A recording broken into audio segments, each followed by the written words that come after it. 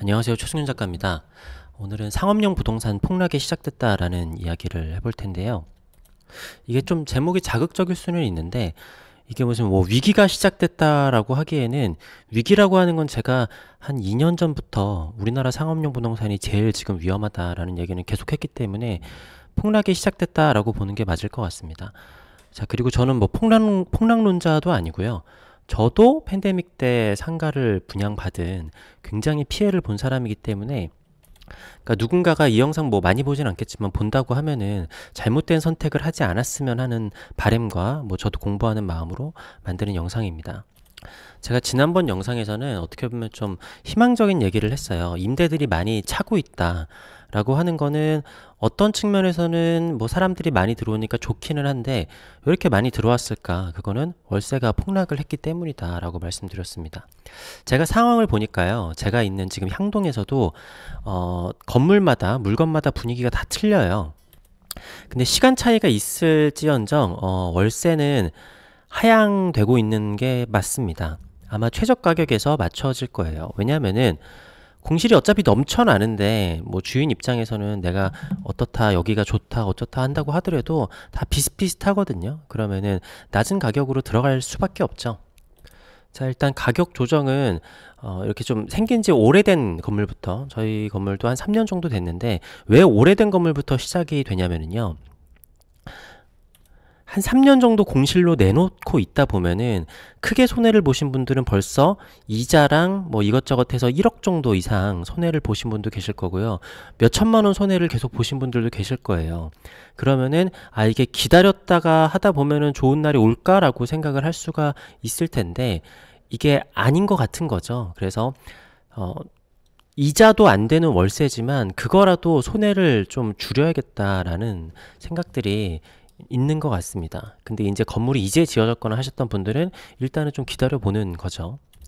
왜냐면은 저기 이제 향동 같은 경우에는 이제 이게 서울이나 아니면 다른 신도시나 이런 데랑도 다 다를 거예요. 근데 제가 보니까 서울은 임대료가 많이 떨어지지는 않았어요. 그런데 여파가 좀 미쳐질 거라고 생각은 됩니다. 왜냐면은 여기 신도시가 처음에는 서울이랑 월세가 비슷했거든요. 근데 지금은 어떤 심한 데는 월세가 반값까지 떨어졌어요. 그러면 그걸 감수하고서라도 워낙 임대료가 싸니까 서울 말고 이쪽으로 들어오시는 분들이 생기기 때문에 서울 쪽도 영향을 좀 받는 거죠. 그러니까 지금 뭐 강남이나 이런 데도 건물 투자하셨던 분들도 지금 영향을 많이 받고 있죠. 아무튼 제가 최근에 제일 충격받았던 거는 요건데요. 그 2층인데 2층에 25평짜리가 월세 100에 나왔어요. 월세 100. 물론 조건이 월세 100인데 1년 이후에는 150으로 맞춘다라고 하는데 요게 제가 저번 주에 봤을 때는 이런 조건이 아니라 그냥 원래 150이었거든요. 그런데 요게 또 같은 2층에 여기는 2000에 130이에요. 그러니까 아까 제가 보여드렸던 100에다가 1년 지나면 150 요거랑 같이 좀 절충되어 있는 월세 같죠. 2층에 이게 27평이에요. 물론 물건마다 다르겠지만 보통 평당 분양가가 2층이 1층보다 절반 정도입니다. 그러니까 1층이 2층보다 한 2배 비싸다라고 보면 되겠죠. 자, 그래서 보통 지역마다 차이가 있을 거고 계약한 것마다 차이가 있을 텐데 1층 13평이랑 2층에는 25평이랑 가격이 비슷한 경우가 많아요. 자, 그리고 이거는 내가 쓰는 실면적 기준으로 말씀을 드리는 겁니다. 자, 여기 보면은 계약 면적이 있고 전용 면적이 있죠. 전용 면적 기준으로 말씀드리는 거예요. 보통 상가나 이런 상업용들은 50에서 한 60 정도 사이라고 보시면 됩니다. 자, 쉽게 생각해서 보통 8억에서 10억 사이인데요. 사람마다 다를 거예요. 10억에 내가 뭔가를 물건을 받았다. 아주 처음에 초반에는 이거를 월세를 300 정도를 다들 생각을 했습니다. 그리고 어떻게 생각을 했냐면요. 나중에는 더 올릴 수 있을 거라고 기대를 했었어요. 근데 이게 2000년대나 뭐 2021년 이때 분양받았을 때는 굉장히 저금리였었기 때문에 이자가 그렇게 비싸지 않았었습니다. 자, 계산을 해보면은 내가 내 돈 4억을 넣고 10억을 10억짜리에 6억을 대출을 받았다라고 했었을 때 1,800만 원이 이자가 3%면 나오게 되는데 월 150이죠. 자, 근데 월세가 300이라고 그러면은 150 수익률이 생기는 거니까요. 4억을 투자했었을 때 150이면은 4억을 투자했었을 때 수익률을 2에서 3% 정도 생각할 수 있어요. 근데 이 당시에는 은행 이자가 1%, 2% 그러니까 예금을 했었을 때 이자가 이 정도였기 때문에 뭐 건물을 사던 이런 부동산을 사던 이런 것들이 수익률이 그래도 은행 이자보다는 괜찮았었습니다. 자, 근데 23년 현재로 보면은요. 자, 10억을 했었을 때 월세 150이 될 수도 있고 200이 될 수도 있고 100이 될 수도 있고 뭐 그러거나 말거나 안 나가면 그냥 0입니다. 네. 신도시에 상가 사신 분들 0인 사람들 굉장히 많아요. 그러니까 실제적으로 0인 사람들이 그냥 훨씬 더 많다라고 보셔도 됩니다. 근데 이나마도 더 내려갈 가능성이 크다라는 거죠. 왜냐하면은 그래도 1층은 현재는 뭐 300이었다가 250이었다가 지금 200으로 내려가는데 200 이하로도 지금 내려가고 있는 것들이 있어요. 그러니까 이게 뭐 워낙에 편차가 크기 때문에 그렇지만 여기 지금 뭐 170짜리도 있고 그러니까 이게 편차가 큰데요. 이게 올려놔도 그냥 최저가인 대로 들어가거나 아니면은 뭐 렌트 풀이를 하거나 되게 여러 가지 할 게 많아요. 사실 지금 상황에서 뭐 200이 넘어간다라고 하는 거는 뭐 임대가 맞춰지기는 현실적으로 좀 어려울 겁니다.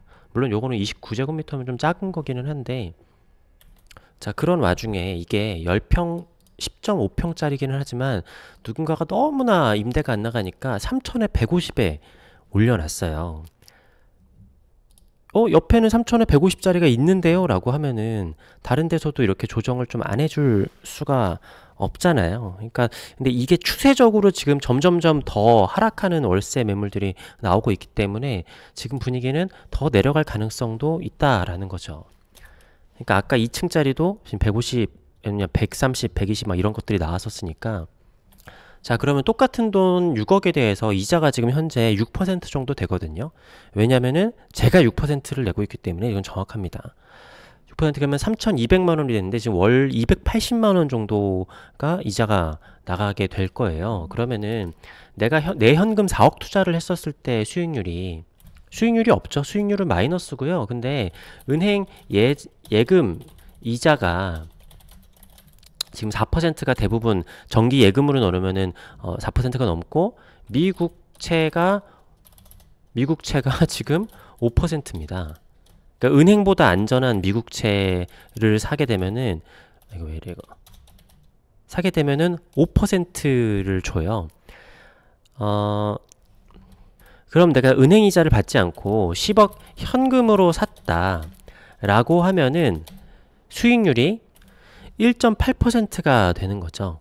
자, 물론 여기서 뭐 취득세나 여러 가지 하게 되면은 뭐 그냥 예금하는 것보다 당연히 건물 사는 게 훨씬 더 손해기는 한데 그러니까 손해인 건 다들 알아도 나중에 올라갈 거를 갖고 투자를 하는 건데요. 어쨌든 10억을 생현금으로 산다고 하더라도 1.8%인 거고 내가 6억의 이자를 주고 이거를 샀다라고 하면은 그냥 마이너스인 거예요. 사실상 내가 지금 10억 주고 산 상가를 월세 300을 주고 운용할 수 있는 가능성은 사실은 그러니까 적어도 지금 이렇게 신도시에서는 없다라고 볼 수 있습니다. 자, 그렇다라고 하면은 뭐 미국채 5%는 말도 안 되는 금리다. 예금 이자도 4% 말도 안 된다. 더 떨어질 거다라고 해가지고 그래도 3%의 수익이 날려고 하는 걸로 이거를 물건 가격을 매긴다라고 하면은요. 그러면 물건 가격이 6억 정도가 돼버립니다. 사실 현실적으로는 값어치로 봤었을 때 더 떨어질 수도 있어요. 근데 이런 상업용 부동산의 가치는 월세로 정해진단 말이에요. 그러니까 이렇게 상업용 부동산이 렌탈프리 같은 거를 굳이 주는 이유가 월세를 얼마를 받았다라는 그 근거가 있어야 되고 그걸 근거로 가격을 매긴단 말이죠. 그리고 뭐 그런 생각하시는 분들도 계실 거예요. 뭐 호가는 빠지지 않았다. 호가는 다들 지금 본인이 분양받은 가격으로 다들 올려놓으셨는데 그 의미는 없는 게요. 그러니까 거래가 거의 없다라고 보시면 돼요. 지금. 네. 내가 산 거를 누군가 지금 받아줄 물량은 전혀 없는 게 그러니까 이게 이 물건 자체의 분석으로 들어가는 게 아니라 사실 여기서 여기는 다 비슷비슷한 것들이잖아요. 그런데 여기 지금 예정되어 있는 것들이 많이 있죠. 여기 지금 공터들이 보이실 텐데요. 이 공터들이 그냥 공터가 아니라 지금 다 짓고 있습니다. 제가 정확한 개수는 지금 모르겠는데 뭐 공터마다 그냥 하나, 둘, 셋, 넷, 다섯 뭐 이런 식으로 건물들을 더 짓고 있다라고 보시면 돼요. 기존에 있는 건물들도 지금 이미 공실이 엄청나게 많이 있는데 공급이 옆에 더 들어오게 되니까 이거는 답이 없는 거죠. 사실은 월세는 더 떨어질 가능성만 더 있다라고 보시면 될 것 같아요.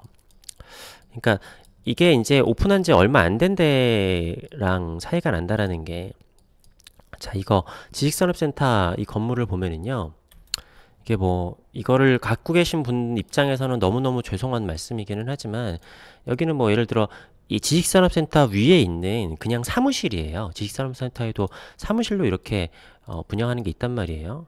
뭐 이렇게 테라스도 있고 해가지고 뭐 좋기는 하지만, 자, 이게 46평짜리가요 월세 300에 있습니다. 근데 솔직히 얘기해서 이제 공장형이라고 그러면 제가 그것까지 얘기하진 않겠지만 층고가 높고 공장으로 쓸 수 있는 거지만, 사무실은 저도 사무실을 쓰는 입장에서 그냥 어딜 가나 똑같아요. 굳이 따지자면은 지하철역이랑 버스역이 가까운 데가 그냥 최고입니다. 네, 사실 여기는 향동에서도 그냥 좀 끝부분에 있는 곳이기 때문에 지하철도 여기 중앙으로 들어올 거고요. 이점이 별로 없죠. 이점이 별로 없는데 아까 그게 46평짜리가 300인데요. 그게 저기는 이제 사람들이 들어온 지 얼마 안 됐잖아요. 여기 보면은 요게 지금 25평짜리가 80이에요. 제가 지금 똑같은 평수가 없어가지고 지금 이렇게 말씀을 드리는데요. 저기 높으니까 더 좋은 거 아니냐. 네, 사무실 쓰는데 높은 거 아무 상관없고요. 네, 높다고 해가지고 네, 좋을 거는 하나도 없습니다. 실제로 이런 상가 건물들도 1층, 2층이 비싼 거지 높다고 뭐 비싸고 그런 게 아주 살짝은 있고 막 그런데요. 나중에 저도 지금 이걸 쓰다 보니까 나중에 아무 의미 없더라고요. 그러니까 요거를 만약에 두 개를 쓰게 되면은요 160이잖아요. 그러니까 더 넓게 50평짜리를 쓰는데 160인데 지금 여기서 7, 80평 쓰는데 요거 제가 뭐라고 얘기하기는 어렵지만 7, 80평을 200에도 지금 구할 수 있어요. 네, 앞으로 더 떨어질 수도 있겠죠. 모르겠어요. 더 떨어지는 건 좀 불가능할 것 같기도 한데 이제 이것도 정말 낮은 가격이라서, 그러니까 굳이 300만 원 주고 저기 들어갈 이유가 없어지겠죠. 그러니까 내 물건은 어때? 내 물건은 어때? 이게 중요한 게 아니라 그냥 싼 물건들이 바로 옆에 있는데 굳이 거기 들어갈 이유가 없기 때문에 조정이 되겠죠. 지금 저도 놀랄 만큼 지금 조정이 되고 있고, 조정이 되니까 실제로 임대가 들어오고 있고요. 여기 옆에 오피스들도 보면은요 지금 다 30만 원이에요. 300에 30, 300에 30. 여기 뭐 옆에 막 50만 원짜리도 있고 뭐 100만 원짜리도 막 그렇기는 한데 뭐 크기 차이도 조금씩 있고 하기는 하잖아요. 그런데 네, 최저가가 있는데, 그러니까 이게 지금 제가 다 보여드리지는 못하지만 어쨌든 그래 봐야 3, 40만 원이고 이것도 아마 은행 이자도 안 나올 겁니다. 옆에 건물로 가면은 이거 말도 안 되게 작은 호수기는 하지만 네, 14만 원짜리도 있어요, 월세가. 그래서 어쨌든 간에 이미 가치는 40% 정도 하락한 상태라고 볼 수 있습니다. 네, 계산을 해봤었을 때 이거를 내가 만약에 은행 대출을 껴가지고 산다라고 하면은 더 하락할 수도 있고, 그러니까 하락하고 말고가 의미가 있는 게 아니고요. 내가 이걸 월세를 얼마 받겠다 아니면 얼마에 팔겠다 의미가 있는 게 아니라 일단 뭐 살 사람도 없고 그렇기 때문에 월세를 엄청나게 낮춰 주지 않으면은 뭐 들어올 사람도 없고 네, 그런 거죠. 그리고 이거는 지역에 따라서 편차가 아주 크기는 할 텐데요. 이게 점점점 네, 번져가고 있는 중이라고 저는 생각을 하고 있습니다. 그러니까 여기 신도시 같은 데가 여러 가지 좀 불편한 것들이 있잖아요. 뭐 공실도 많고 뭐 교통도 조금 서울보다 안 좋고, 근데 그거를 감안할 수 있을 만큼 싸면은 들어올 수 있는 거죠.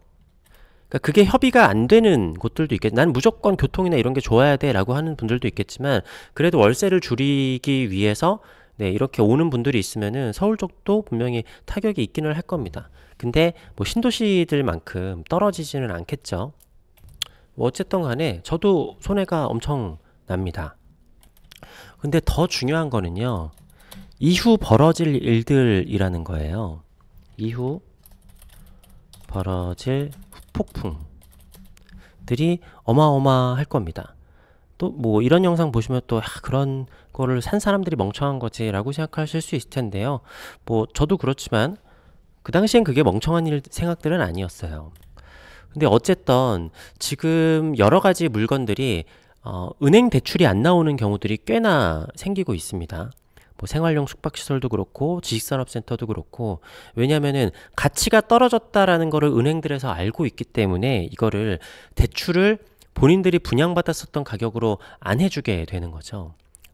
그러니까 그러면은 이 분양받았었던 가격들보다 이 가치가 떨어지면 이 간극을 메워야 되는데 이 간극을 조금 있으면 이게 점점점 터지게 될 텐데요. 메울 수 있는 여력이 있는 사람들도 있겠지만 메울 수 있는 여력이 없는 사람들이라고 하면 이것을 이게 엄청난 후폭풍으로 다가올 수 있다라고 생각을 합니다. 이게 생각보다 물론 아파트가 무너지지 않으면은 전반적인 부동산이 무너지고 뭐 PF나 아니면은 뭐 은행권들이 무너지지 않겠지만 생각보다 뭐 지식산업센터나 상가나 오피스나 이런 데에서 은행권들과 연결되어 있는 금액들이 되게 많아요.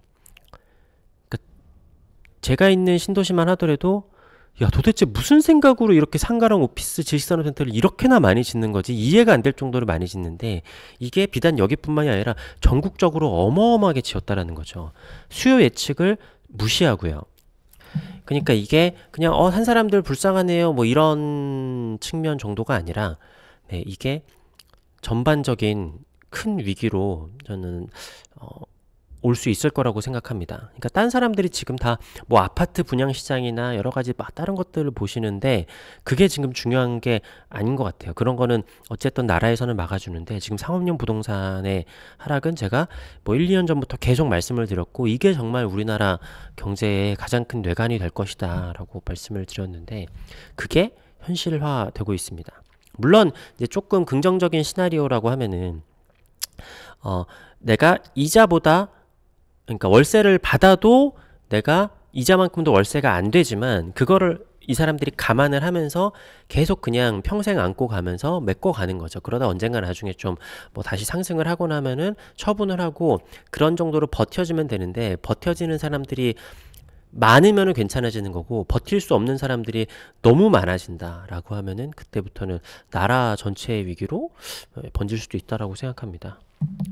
아무튼 지금 지금은 이제 떨어졌으니까 바닥 아닐까 이런 식으로 매수하시려는 분들이 있다라고 하면 저는 조금 더 좀 많이 기다리셨으면 좋겠다라는 생각이 있고요.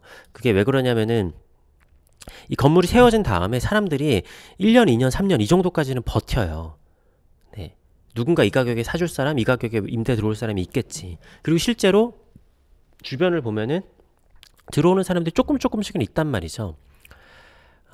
근데 못 버티는 사람들이 이렇게 떨어뜨리기 시작하고 사실은 어떻게 보면 그게 정상 시세로 내려가는 걸 수도 있는 거기 때문에 잘 생각하셨으면 좋겠습니다.